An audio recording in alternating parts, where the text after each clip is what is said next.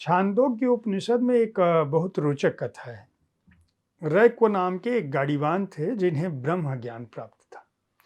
लोगों से उनके ब्रह्म ज्ञान की खबर सुनते सुनते राजा के पास पहुंची, उस राज्य के राजा के पास, और राजा ने कहा कि रैक्व से चल के ब्रह्म ज्ञान प्राप्त करता हूं। पहले उन्होंने अपने सिपाहियों को भेजा, सेनापति को भेजा, जो रैक्व को ले जाने की कोशिश करते हैं, लेकिन रैक्व जाते नहीं।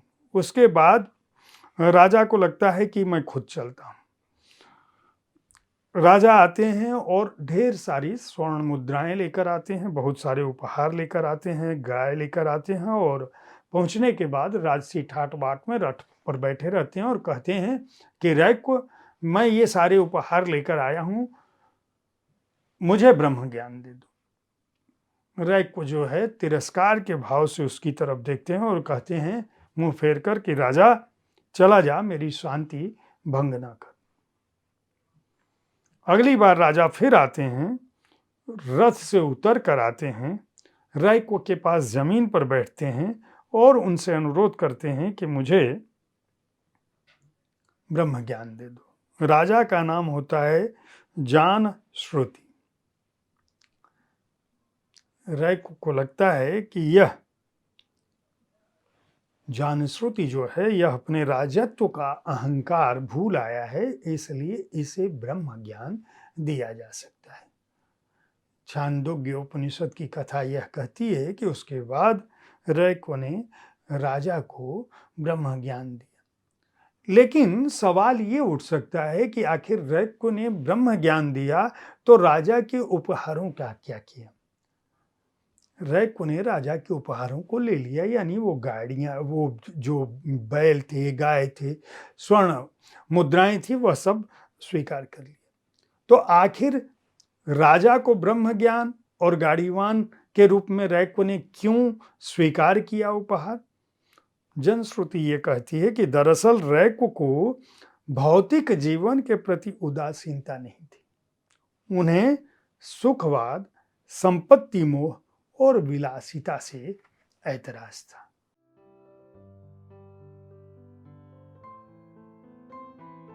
आप देख रहे हैं साहित्य तक। मैं हूं जयप्रकाश पांडे। बुक कैफे के एक दिन एक किताब कार्यक्रम में आज मैं जिस पुस्तक के साथ उपस्थित हूं उसका नाम है हिंदू धर्म भारतीय दृष्टि। शंभुनाथ की यह पुस्तक है। शंभुनाथ हिंदी जगत के ख्यात आलोचक हैं, संपादक हैं, प्राध्यापक रहे हैं, और हिंदू धर्म की जो भारतीय दृष्टि है उसके बहाने वे उन सभी प्रश्नों से टकराने की कोशिश करते हैं जिसे हम आज सनातन धर्म कहते हैं। उनका कहना है कि ये जो हिंदू धर्म है ये हजारों वर्षों की प्राचीन ऋषियों, कवियों, दार्शनिकों, सुधारकों की उस चिंतन, उस ज्ञान, उस दृष्टि और उस दर्शन के प्रतिफल में सामने आता है, जिन्होंने रूढ़ियों से टकराकर अपने समय के तमाम प्रश्नों से जूझते हुए ईश्वर और ईश्वर के प्रति जो आस्था है उससे जुड़े प्रश्नों को और उनके उत्तरों को खोजा। उनका कहना है कि ये विविध रूप से, उदार ढंग से और सुंदर कल्पनाओं के साथ यह धर्म सामने आता है। हिंदू धर्म की इन महान परंपराओं को औपनिवेशिक सोच और पश्चिम के विद्वानों ने एकहरेपन से देखा। इसी तरह से जो 21वीं सदी की जो परंपरा ये हैं जिनमें उपभोक्तावाद और राजनीतिक कह सकते हैं राजनीतिज्ञ सोच या राजनीतिकों की सोच, वे उच्च भारतीय मूल्यों की जगह मौज मस्ती और धर्मांधता को तरजीह दे रहे हैं। शंभुनाथ इस पुस्तक के माध्यम से, हिंदू धर्म भारतीय दृष्टि के माध्यम से, उन तमाम कथाओं से, उन तमाम विचारों से, उन तमाम दर्शनों से गुजरते हैं जिन्होंने भारत को, भारतीय दर्शन को, हिंदू धर्म को एक दृष्टि दी। जो अध्याय इसमें शामिल हैं उसमें भारतीय ज्ञान परंपरा पर बहस, वैदिक सभ्यता में ईश्वर, दर्शन का लोकतंत्र, पौराणिक आस्था और यथार्थ, हिंदू धर्म एक मोरपंख है, धर्म और भारतीय बुद्धिजीवी, और 21वीं सदी धर्म और उपभोक्तावाद, ये अध्याय इसमें शामिल हैं। इन सभी अध्यायों में वे इस बात पर विचार करते हैं कि दरअसल भारत की जो परंपरा है हिंदू धर्म की, वह दरअसल ज्ञान परंपरा की एक पद्धति है। उस ज्ञान परंपरा में भी पद्धति का अर्थ ये है कि आप सुचिंतित ढंग से, सुनिश्चित ढंग से एक पद्धति के माध्यम से सांस्कृतिक धारा को न केवल बनाते हैं बल्कि ज्ञान को प्राप्त करते हैं, उसका अध्ययन करते हैं, उसको अंगीकार करते हैं। अगर कोई ज्ञान, कोई चिंतन, कोई परंपरा, कोई दर्शन एक पद्धति के माध्यम से आपके पास पहुंचता है और हजारों हजार वर्ष की परंपरा उसके पीछे है, उसकी संस्कृति है, तो उसको समझने में आपको बहुत ही उदार मन की आवश्यकता है।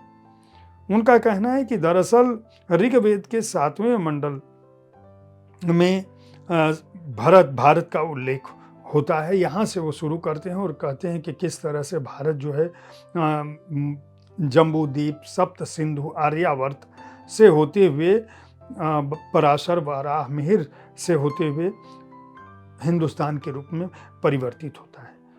उसके बाद वह अंग्रेजों के शासनकाल पर आते हैं, भारत की जो विभिन्नताएं हैं उस पर आते हैं और इन सब के बीच वो कथाओं का साथ नहीं छोड़ते हैं। भगवद गीता, वेद, पुराण, उपनिषद, इनकी बात करते हैं। साथ ही साथ उस कालखंड में जो लोक कथाएं व्याप्त हैं, पौराणिक कथाएं जो व्याप्त हैं, जो हमारी उत्कृष्ट संस्कृत वाङ्मय है उसकी बात करते हैं और जो दर्शन है भारत के महत्वपूर्ण, उनकी बात करते हैं और उनके साथ साथ वो आगे बढ़ते हैं और कहते हैं कि जब आप वाद विवाद संवाद वेद वेदांत की तरफ जाते हैं, उपनिषद पुराण की तरफ जाते हैं, दर्शन की तरफ जाते हैं, तब आपको ये समझना चाहिए कि जो वेदांत की प्रवृत्ति है या मनुस्मृति की प्रवृत्ति है, जो भारतीय अनिश्वरवादी जो दर्शन है, भौतिकवादी जो दर्शन है, भारत में जो इतने तरह के दर्शन और विविध विचार हैं, वो ये बताते हैं कि अंततः हमारे यहाँ एक से बढ़कर एक हर तरह के विचारों का स्वागत है, लेकिन हर विचार का उद्देश्य सत्य की तलाश है, ईश्वर की तलाश है, आत्म मुक्ति की परिकल्पना है। और उस आत्म मुक्ति की परिकल्पना में जितनी भी लोक कथाएं हैं, जितने भी दर्शन हैं, वो ज्ञान के साथ साथ आत्मा की भी आवाज़ें, वे हमारी संस्कृति का अविच्छिन्न हिस्सा हैं। और इसीलिए आप हर कथा को उठाओ, अगर उसे ज्ञान की कसौटी पर कसो तो पाश्चात्य सभ्यता उसके पासंग भी खड़ी नहीं होती। हर पृष्ठ पर शंभुनाथ ने भारत के पौराणिक आख्यानों से कुछ कथाएं उठाई हैं। विशेष बात बताऊं कि यहाँ वो जहांगीरनामा की एक बहुत रोचक कथा का उल्लेख करते हैं, मैं उसका भी उदाहरण आपको दूंगा। कि एक बार क्या होता है कि बादशाह जहांगीर जो है, कथा कहती है कि वह जो है भीषण गर्मी से परेशान होकर एक माली के दरवाजे पर शिकार के लिए राजा बादशाह निकला होता है और भटकते हुए जंगल में वह अकेले पड़ जाता है। और फिर वो एक माली के दरवाजे पर जाता है और कहता है कि घर में अनार है। माली ने कहा हाँ है। माली की बेटी एक कटोरा अनार का, माली जो है अपनी बेटी को भेजता है कि जाके अनार का रस ले आओ। बेटी आती है और अनार दे देती है। अनार में कुछ पत्ते पड़े होते हैं। बादशाह पूछता है ये पत्ते क्यों हैं? तो माली की बेटी जवाब देती है कि वैद्य कहता है कि पसीने की हालत में एक ही सांस में पानी नहीं पीना चाहिए। रस में पत्ते इसलिए डाली कि इनके बहाने आप रुको। बादशाह सोचता है कि ऐसी कन्या को तो हमारे हरम में होना चाहिए। उसके बाद वो कहता है कि तुम साल भर में कितना कमा लेते हो? माली बताता है कि 300 दिनार। प्यास बुझने के बाद ये बादशाह यानी जहांगीर ये सोचता है कि ये तो इतना कमाता है, तो पूछता है कि मालगुजारी देते हो? वो जवाब देता है नहीं बादशाह, नहीं देता। बादशाह नहीं लेता, ये कहता है। उसको नहीं पता कि ये जहांगीर है और ये बादशाह है। लोक कथा ये कहती है कि उसके बाद बादशाह सोचता है कि ये तो बहुत कमा रहा है। कहता है कि अगर 10वां भाग लिया जाए तो प्रजा का कोई नुकसान होगा क्या? बादशाह ये टेस्ट करने के लिए कि इससे 10वां हिस्सा लिया जा सकता है कि नहीं, कन्या को कहता है अनार का एक गिलास रस हमें और दे दो। कन्या जाती है और बहुत रस निकालने की कोशिश करती है, अनार का रस लाती है, कटोरा नहीं भरा होता है, खाली होता है गिलास। और बादशाह पूछता है कि इसमें इतना कम अनार क्यों, जूस क्यों है। वो जवाब देती है कि मैंने 6-7 अनार को निचोड़ा, लेकिन तब भी ये रस भरा नहीं कटोरे। बादशाह चकित होता है। माली कहता है कि लगता है उपज में जो बरकत होती है वो बादशाह की नीयत ही होती है, नीयत से होती है। मेरा मन कहता है कि तू बादशाह है और तेरी नीयत डूल गई, इसलिए अनार ने रस नहीं दिया, बरकत जाती रही। बादशाह को माली की इस बात से बहुत चोट लगती है और वो कहता है हंस के कि जा एक कटोरा ला। इस बार लड़की जाती है और फिर कटोरा भरा हुआ आता है। जहांगीर टिप्पणी करता है कि बेशक ऐसी बातों का होना न्याय और नीति का फल है। जब बादशाह की नीति प्रजा के हित में होगी तो बाग और खेत में बरकत आएगी। खुदा का शुक्र है कि इस विशाल राज्य में बाग और बाड़ियों पर कर लगाने की रीति न पहले थी न अब है। मेरा यह हुक्म है कि जो कोई अपने खेत में बाग लगा ले उसका हासिल माफ हो। मेरी प्रार्थना है खुदा से कि मुझे इसी नीति पर कायम रखे। इसी तरह की घटनाएं, कथाएं हैं, धर्मगुरुओं के व्याख्यान हैं। गांधी के राम कौन से हैं, तुलसी के राम कौन से हैं। गांधी किस तरह से कहते हैं कि हम जिस राम का गुण गाते हैं वो न तो वाल्मीकि के राम हैं न तो तुलसी के राम हैं। वो ये भी कहते हैं कि तुलसीदास जी की रामचरितमानस मुझे बहुत प्रिय है, मैं उसे एक महान अद्वितीय ग्रंथ मानता हूँ। मैं उसके हर चौपाई दोहे का पाठ करता हूँ, बार बार पढ़ता हूँ। लेकिन मैं कालिदास, भवभूति, वाल्मीकि और तुलसी के राम की जगह उस राम का नाम लेने की कोशिश करता हूँ जो हर व्यक्ति की आत्मा में है, और उनके पाठ से आपकी मुक्ति होगी, आपको शांति मिलेगी।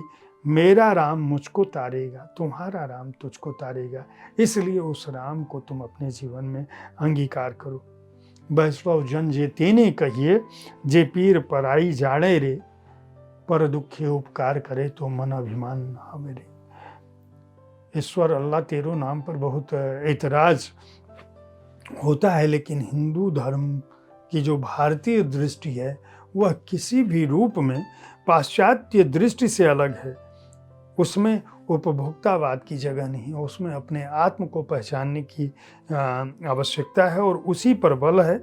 शंभुनाथ अपनी इस पुस्तक में के माध्यम से भारतीय दर्शन, भारतीय वाङ्मय, भारतीय संस्कृति, भारतीय परंपरा में जो हिंदू धर्म है उस पर एक विहंगम दृष्टि डालते हैं। शंभुनाथ जी को इस पुस्तक के लिए बहुत बहुत बधाई। वाणी प्रकाशन ने इसे प्रकाशित किया है। 395 रुपये इसका मूल्य है और पृष्ठ संख्या है 248।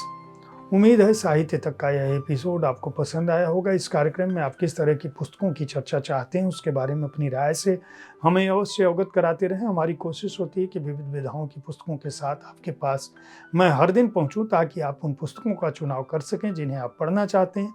कल ठीक इसी समय ऐसी ही किसी एक कृति के साथ फिर मिलूंगा। देखते रहिए साहित्य तक। धन्यवाद।